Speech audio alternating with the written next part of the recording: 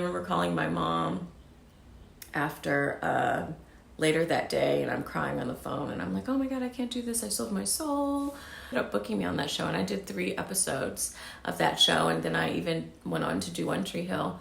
Just remember being faced with this question, and one day I remember being on my rooftop in Hollywood and meditating and burning my sage and all that kind of stuff. And I remember, hi, my name is Maya Ty Dorsey. Hey guys, I thought I'd come on here and do a quick story time. Been an interesting week, getting adjusted to the new dog.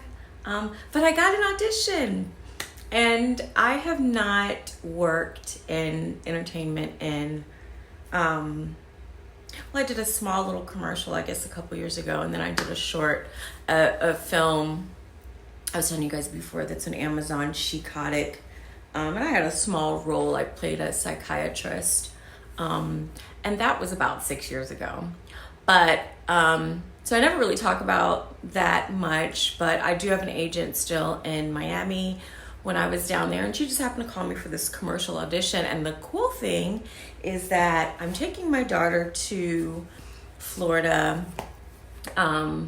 next month, and we were going to leave the country, but it was just short notice with everything going on in the move, and so we have a couple trips planned this summer. And then I believe we're going to Mexico in October. So we're gonna go to Florida, and the job actually shoots the day I'm there. So it'd be nice to work again. I miss it when it's something that is, your passion and something that you love to do. I decided, I guess I was probably like 13, 14 years old when I decided I wanted to be an actress, and went and researched the performing arts school that we had here that was called Northside High School. Begged my mother. Well, I didn't really have to beg too much. They were kind of open, but I remember setting my own appointment up and everything, and went, and you had to audition back then if you didn't live in the district, and it could still be like that now.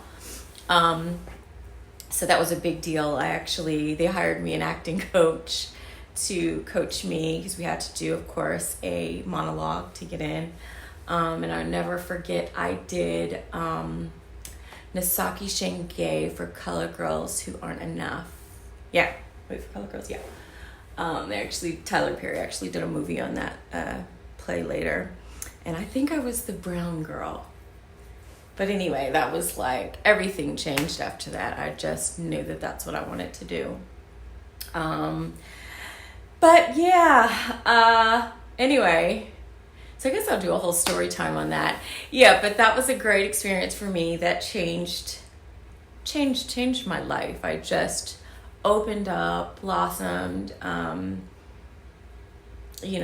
fears out the door when I started to go when I went to that school, and then I started to really express myself through acting.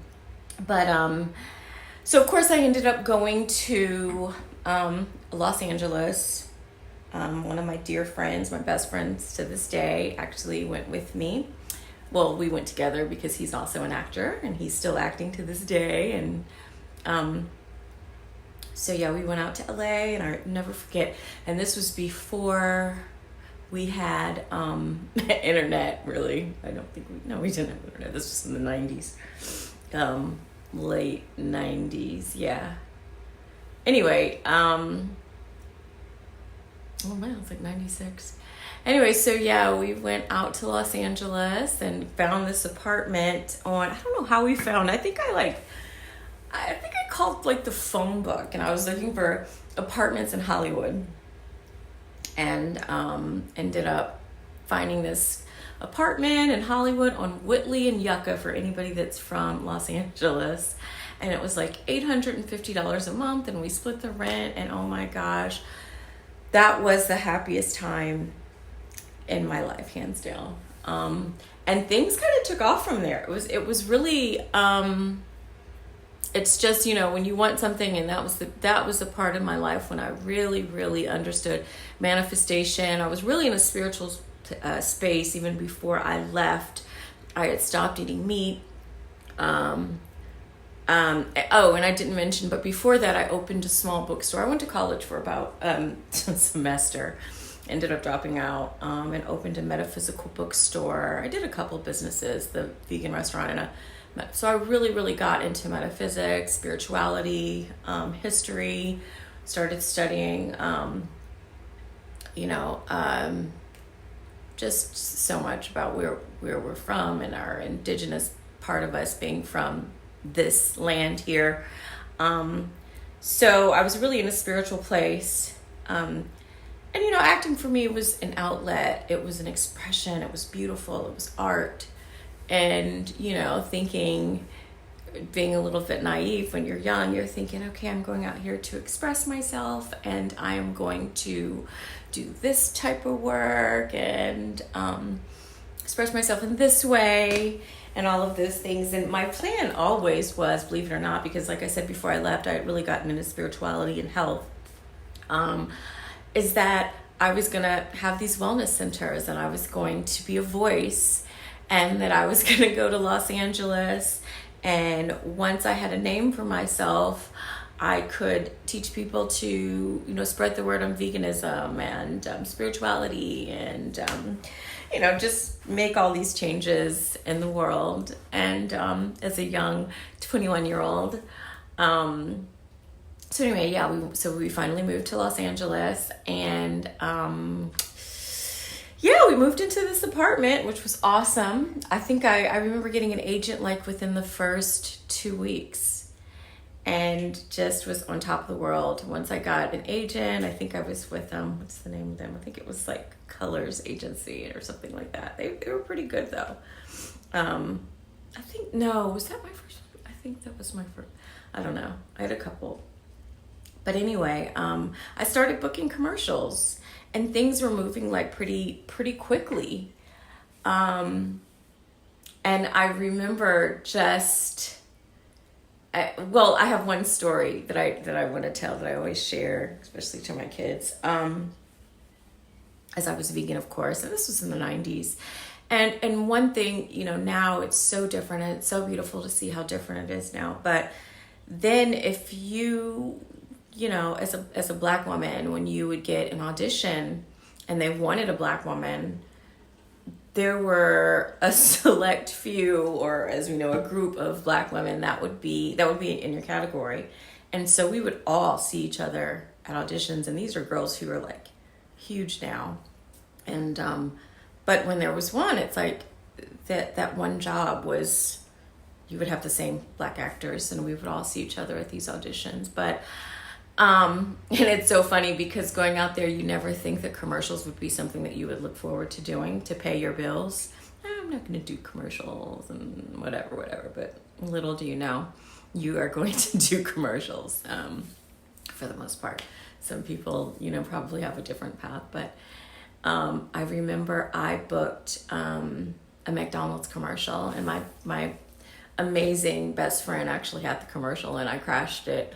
We would kind of do that for each other, but he was always sharing stuff like that and sharing information. But so I booked this commercial. I probably made more money from that commercial than I think almost in the whole time from one job that I was in the business. I mean, I did really good for this commercial, so it was like a big deal. But I was flipping burgers and I don't know if I was pretending to eat a burger during that commercial, but it was something like that where I had to like hold a burger or something like that. And I was devastated. When I tell you, I left crying, thinking like, oh my God, I sold my soul. And I remember calling my mom after later that day, and I'm crying on the phone, and I'm like, oh my God, I can't do this. I sold my soul. Like I was a hardcore vegan and really believed in not killing animals and knew what, meat did to the body, and thought that I was really going to be able to spread the word But my mother said her famous words were, if you're not going to play the game, you need to bring your ass home. So that was my first time, like, really having to sit back and think, like, okay, wait a minute here. But then after that, again, I just remember being faced with this question. And one day I remember being on my rooftop in Hollywood and meditating and burning my sage and all that kind of stuff. And I remember the question, it was almost like a voice that I heard, and I had a choice. At least that's how I interpreted it. I had a choice of, I knew that if I stayed out here that I had something that would put me in doors, certain doors, and I could, possibly really run with this. But spiritually and all those things, would I be willing to compromise certain things? And is this something that I really want to do? And ultimately I made the choice to not do that and to leave Hollywood at that time. Now, little did I know I came back and forth because actually I loved Los Angeles. When I was out there, I really did feel like I found my tribe, being kind of a gypsy, being kind of a different person, being from the South, being from Atlanta. You're kind of considered like an outcast where you're from. Our black sheep, very different. So out there, I felt a sense of family, a sense of, I don't want to say fitting in, but it just felt like home, and I loved that energy. But I did end up leaving, and I had a son during this point, but the next story time I'll get into that experience, having a child and his experience out there. But anyway, yeah, I ended up going home. And then when I did get home, come back home, I did actually get an agent here. One of the biggest agents in Atlanta during that time. And I booked so much and actually ended up working more. And it was the beginning of Atlanta getting a lot of film work out here. So, and that was, again, it was like the late 90s. And I remember there was a show that was out called Dawson's Creek, and it was the end show, and it was just like, and I remember thinking, oh my God, I don't know, I love this show, even though there were no black people in the show. I love this show. And I wanted to be on the show. I loved that it was filmed like not in the city, and they were in the country, and they were by the water. And then when I found out that they actually did film that in Wilmington, South Carolina, North Carolina, anyway, I was like, I'm going to be on this show. And that was part of my manifesting at that time. And that was actually, I want to say, one of my first auditions when I came back to Atlanta, and I booked it. And I'll never forget, shout out to the Fincannons. They were so awesome. I mean, so awesome. And I went for the audition, and I don't think I got that specific job that I auditioned for, but I remember the casting director was like, okay, I want you to do something else. And so she gave me another little skit to do. She wanted me to walk out and walk back in, whatever. And she's like, I'm going to put you on this show. Shout out to her. She was so awesome. They were so amazing. And they ended up booking me on that show. And I did 3 episodes of that show. And then I even went on to do One Tree Hill.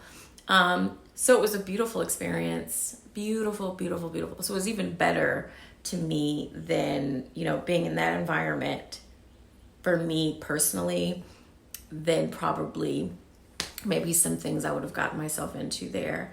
So yeah, that's kind of how it went. And then throughout the years, I did certain things here and there, films and TV. But yeah, that's kind of and it's not over. There's, I would love to produce something, and I have some ideas of things that have been working on over the years. But yeah, it's an interesting business. It's a machine, and it's something that you have to, in my opinion, really decide how you want to show up there. And I'm a triple Sagittarius, so I like to be in control of my energy, in control of my time, and how I show up. So for me, I just took a different path. But so anyway, I say all of that to say I love the art of acting and expressing myself through film and TV. And I started off doing theater, of course, in my performing arts high school. So we will see if I get this job, which will be really cool since, again, I will be in Florida. And I'm in a space now where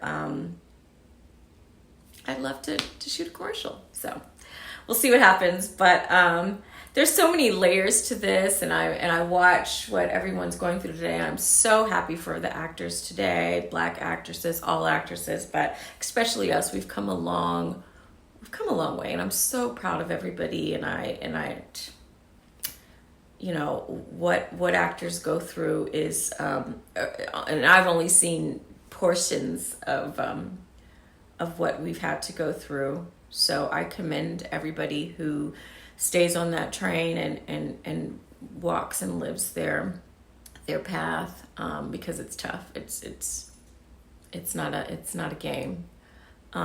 But anyway, there's so many more layers to that, like I said, and parts that I would love to share on having a child out there when I went, and how that happened and how that manifested and all that good stuff. So I will share that eventually. But yeah, here's to getting this part. It'll be fun. So, okay. No. Yes.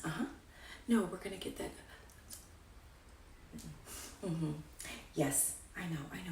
We'll come and yes, bring that. Yeah, we'll make that happen. We'll go around. I know. Absolutely. Okay. Great. Okay. All right. I'll talk to you then. Thanks. Alrighty.